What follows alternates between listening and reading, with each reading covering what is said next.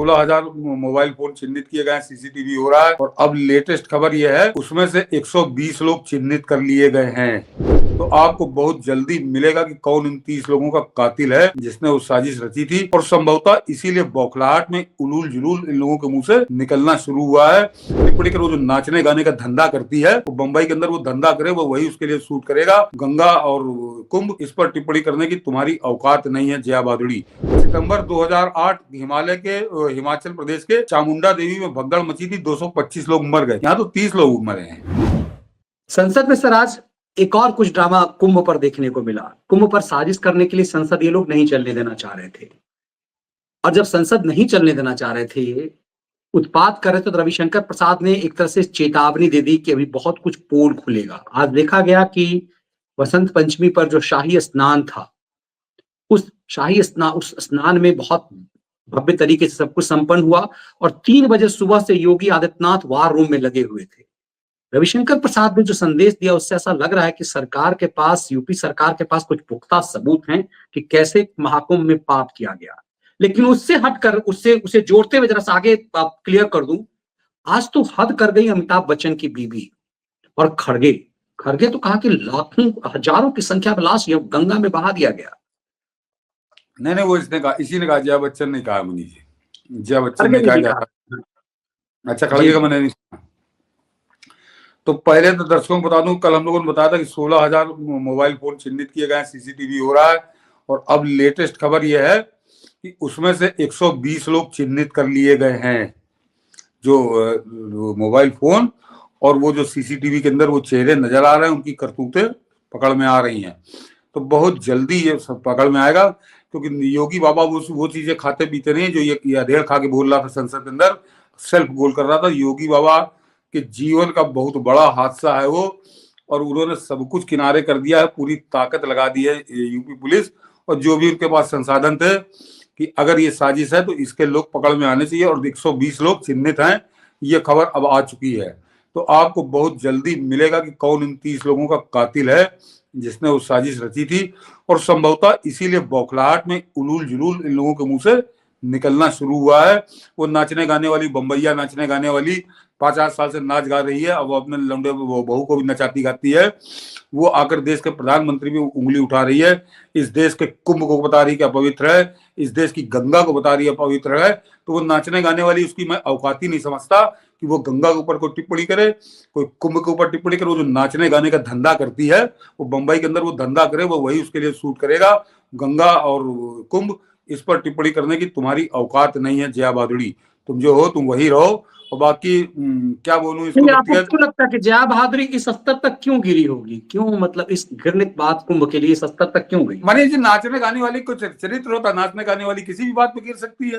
वो राज्यसभा कुर्सी के लिए गिर गई हो, पैसे के लिए गिर गई हो, किसी और बात पे गिर गई हो, तो नाचने गाने वालियों का जो चरित्र होता है, उसका चरित्र है, उसमें क्या बहुत ज्यादा दिमाग लगाना। मैंने कहा इस महिला को महत्व ही नहीं देना, इसको किनारे करिए। हाँ, वो जो खड़गे बोला, वो तो राष्ट्रीय अध्यक्ष काट घोड़ा मेरा प्रिय विषय, तो उसकी आंखें पीछे लगी हैं कि कान उसके गायब है। वो तो एक ऐसे पद पे है कि, और राज्यसभा के अंदर नेता विपक्ष भी है, तो उसकी बात को तो कुछ तवज्जो दिए।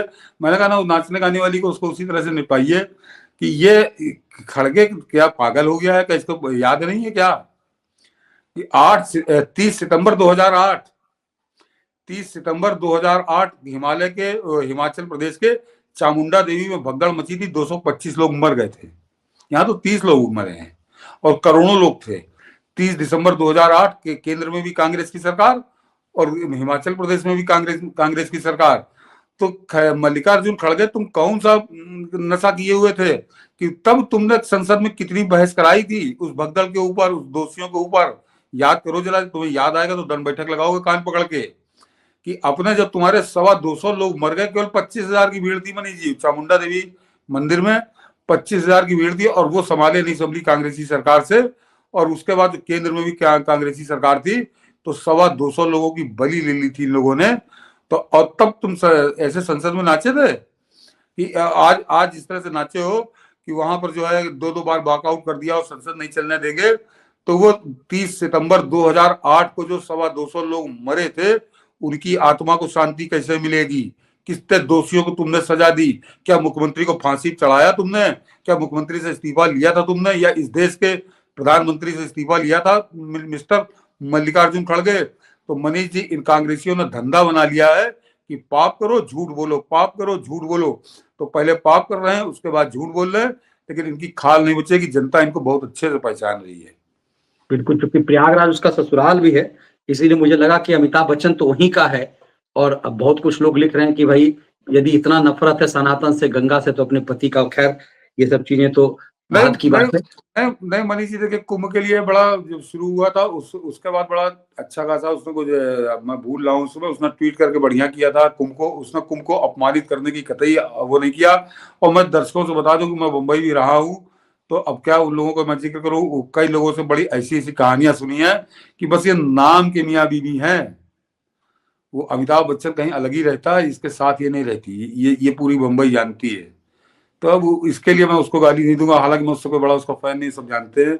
लेकिन फिलहाल कुंभ को लेकर उसने बहुत बढ़िया प्रतिक्रिया दी थी, और वो चुप्पी साधे है। नहीं, और कुछ मिला जुला कर अमिताभ बच्चन की अपनी गरिमा है, और वो है, व्यक्ति बंदा है और खासी पार में भी, ये आज भी। नाचने गाने वाली उसके बस में भी नहीं है, तो इसको क्या बात करें। हाँ, इसके लिए जब जब जब इसका मुंह खुलता है तो मुझको एक आदमी बहुत याद आता है, और मुझको लगता है कि ईश्वर उसको कहीं अगर हो तो वापस कर दे, और उसका नाम है अमर सिंह।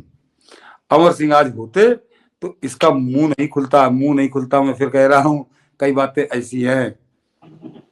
अमर सिंह के चरणों में बैठ के पाई है राज्यसभा की सीट। मुलायम सिंह का कौन सी दोस्ती थी इससे?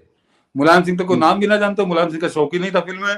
तो आने बीच में आए अमर सिंह फिर सुब्रत राय, और इस तरह से अमिताभ बच्चन के चक्कर में कह चलो, अमिताभ बच्चन को कोई राजनीति करनी नहीं थी, तो अमिताभ बच्चन ने एक तरह से था कि मैं राजनीति में नहीं आऊंगा, तो अमिताभ बच्चन को राज्यसभा भेज नहीं सकते थे। तो अमर सिंह का करिश्मा इसको बैठ के भिजवा दिया। फिर उसके बाद अमर सिंह ने बहुत खाल उधेड़ी, कभी ये जवाब नहीं दिया था इसने। अब अमर सिंह चले गए तो बेलगाम हो गई है, बस यही कह सकते हैं।